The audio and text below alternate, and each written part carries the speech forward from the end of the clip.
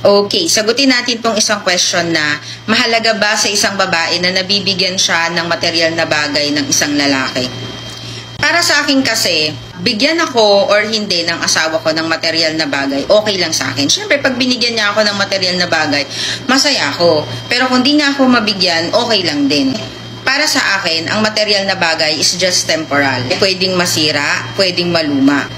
Pero yung happy memories that you create together, that's everlasting. Tsaka, ang mahalaga sa akin, yung love, yung loyalty, yung honesty, at saka yung respect sa akin ng asawa ko.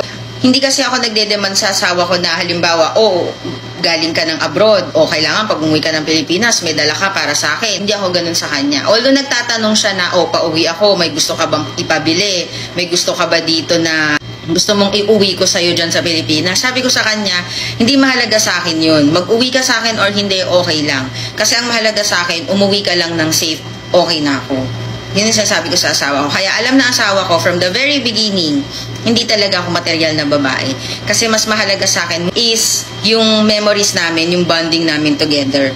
Na kahit nga magkasama lang kami manood kami ng sine, after manood ng sine, kakain kami sa fast food, okay lang sa akin yun. Kahit kumain kami sa hindi mamahaling restaurant, okay lang yun. Kasi ang mahalaga sa akin, yung kasama ko siya. Yung masaya kami na magkasama. Kasi yung memories na i-create nyo together, more than the material thing, nasa isip mo yun nasa puso mo yun. And panghabang buhay mong dadalhin yun at maaalala yun.